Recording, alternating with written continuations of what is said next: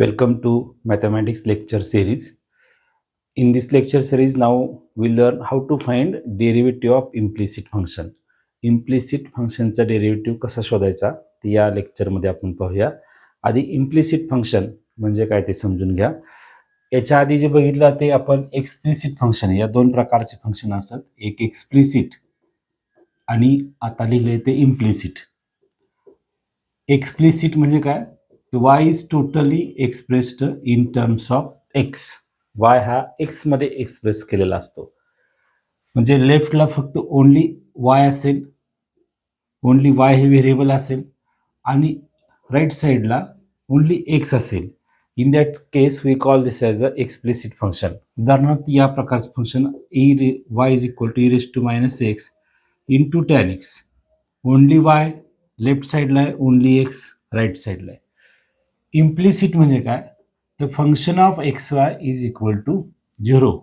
That means is a mixed function. X आणि y ही दोन्ही असतील. X square y square, x square plus y square is equal to 4xy. ठीक आहे, याला म्हणायचं इम्प्लिसिट आणि याला म्हणायचं एक्सप्लिसिट. एक्सप्लिसिट म्हणजे काय, Y is equal to F of x. Y लेफ्टला असेल, एक्स राईटला असेल. Which is not explicit is called as implicit. एक एक्सप्लिसिट नसेल तर त्याला आपण इम्प्लिसिट असं म्हणतो. म्हणजे both variables are to the both side, दोन्ही बाजूला, किंवा function of x Y is equal to 0. या इम्प्लिसिट फंक्शनवरती एक एक्झाम्पल परीक्षेमध्ये विचारतात. याच्यावरती आधारित to find equation of tangent and नॉर्मलचा जो प्रश्न असतो त्या ठिकाणी इम्प्लिसिट फंक्शन असतं. Now see how to find derivative. याचा डेरिव्हेटिव्ह कसा शोधायचा ते आपण आता पाहू. Now see this example. Solution of this, let this x square plus y square is equal to 4xy. Call this is 1. आता हे जसं दिलेलं आहे त्याचप्रमाणे काय करायचं, जर सिम्प्लिफिकेशन असेल याच्यामध्ये तर त्याला सिम्प्लिफाय करायचं, अदरवाईज डायरेक्ट डिफरन्शिएट करायचं. That means here direct differentiate both side with respect to x. So differentiate म्हणजे काय, तर dy/dx of x square plus y square is equal to dy/dx of 4xy. आता बाय रूल्स आणि standard डेरिव्हेटिव्हने काय करायचं, differentiate करायचं. इथे dy/dx ऑफ ॲडिशन आहे, या ठिकाणी काय करायचं, ॲडिशन रूल वापरायचं. dy/dx of u plus V. तो रूल काय, dy/dx of u plus dy/dx of V. त्याच्यानंतर या ठिकाणी 4 हे कॉन्स्टंट आहे आणि xy हे फंक्शन आहे. So we use here dy/dx of ku. K म्हणजे कॉन्स्टंट, यू म्हणजे फंक्शन. या केसमध्ये काय करतो आपण, हा कॉन्स्टंट के असेल, take it outside the operator, या dy/dx बाहेर घ्यायचा, k into dy/dx of u. So how next step becomes, आता या ठिकाणी dy/dx प्रत्येक टर्मवरती म्हणजे dy/dx of x square plus dy/dx of y square is equal to 4 outside घ्या, 4 into dy/dx of x into y. आता या ठिकाणी एक्स स्क्वेअर आहे, एक्स स्क्वेअर म्हणजे this is in the form dy/dx of x raise to n, power function आहे. त्या ठिकाणी हा फॉर्म्युला वापरायचा आहे, dy/dx of x raise to n is equal to n into x raise to n-1. आणि या ठिकाणी प्रॉडक्ट आहे, एक्स आणि वायचं प्रॉडक्ट आहे, म्हणजे प्रॉडक्ट रूल वापरावं लागेल. dy/dx of u v which is equal to u dy/dx of v, हे अल्टरनेट लक्षात ठेवायचं, v dy/dx of u. Now use here x raise to n. इथं एन ची व्हॅल्यू काय, 2 आहे, तर 2 ठेवायला आपण. So 2 n is equal to 2, याला कम्पेअर करायचं, n बरोबर 2 ठेवा, म्हणजे काय होईल, 2x रेज टू 2 - 1, जिथे n आहे तिथे 2 ठेवा, प्लस इथे dy/dx ऑफ वाय स्क्वेअर आहे. याच पद्धतीने त्याचा डेरिव्हेटिव्ह काढायचा आहे.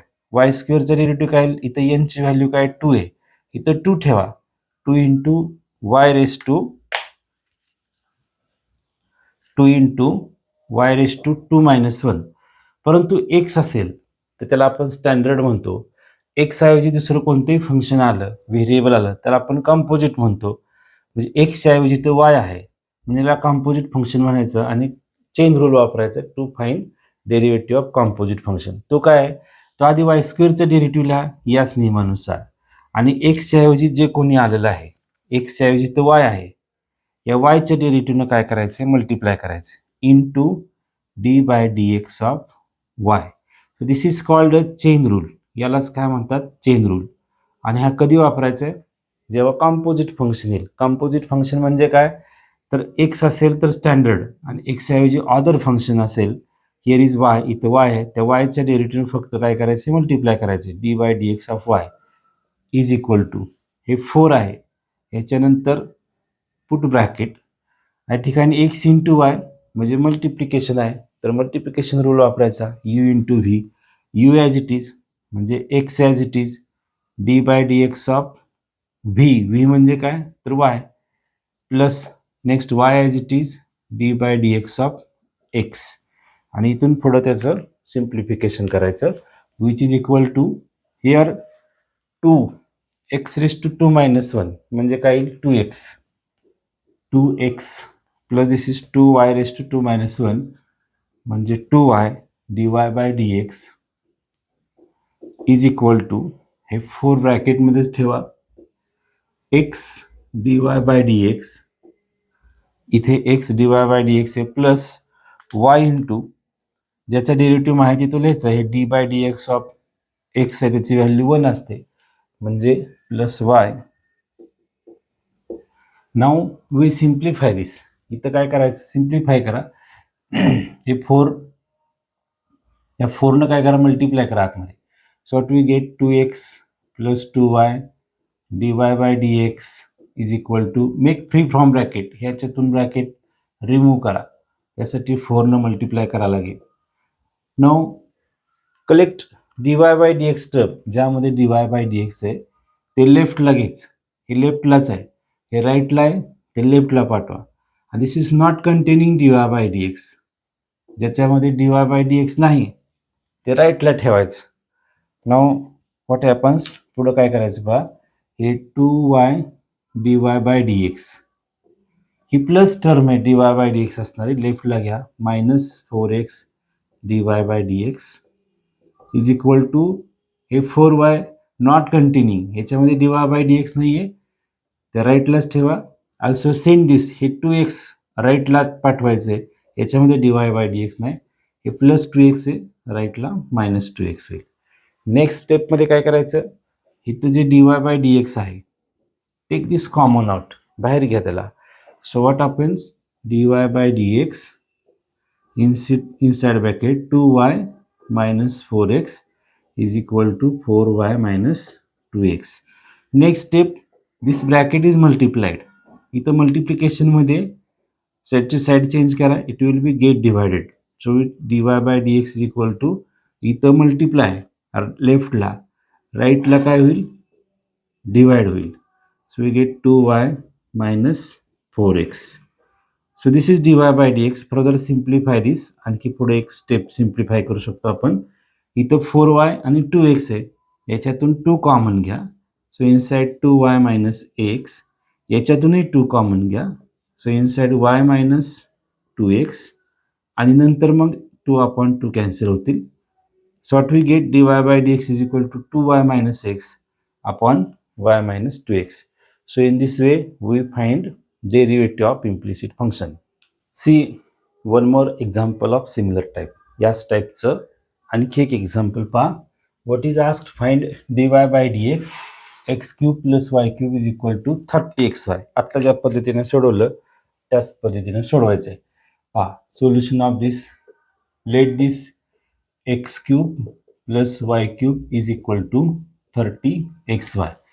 डिफरन्शिएट करण्यापूर्वी त्याच्यातून कॉमन काय निघते का, किंवा कॅन्सल कुठली टर्म होती का, कोणता फॉर्म्युला वापरता येतोय का, म्हणजे थोडक्यात simplification he first step of solving असते.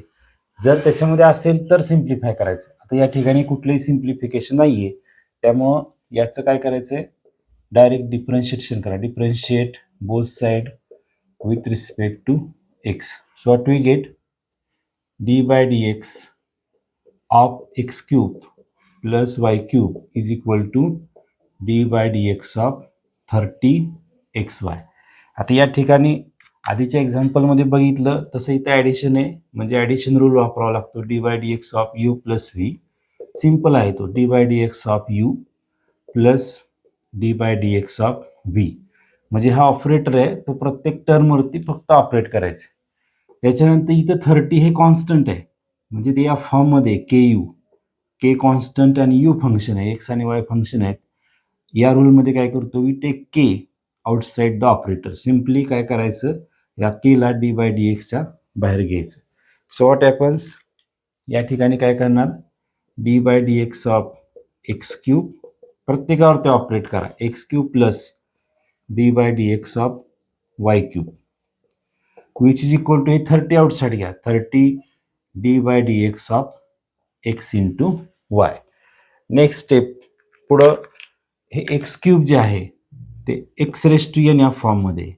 एक्स रेस टू एन म्हणजे काय, तर n into x raise to n minus one हा फॉर्म्युला वापरायचा आहे, विच इज इक्वल टू, आता एन कम्पेअर करा, एन किती आहे, 3 आहे. इथं 3ची व्हॅल्यू एन बरोबर 3 ठेवायची, म्हणजे काय 3 x raise to 3 minus one plus इथं पण वाय क्यूब आहे, हे पण पॉवर फंक्शन्स आहे, फक्त एक्स ऐवजी वाय आहे, पण आधी एक्स रेस टू एन याच फॉर्म्युला त्याचं काय करायचं, डेरिव्हेटिव्ह काढायचं आहे. म्हणजे इथे व्हॅल्यू एनची किती आहे, 3, म्हणजे येणार 3 y raise to 3 minus one into, परंतु हे कॉम्पोजिट आहे.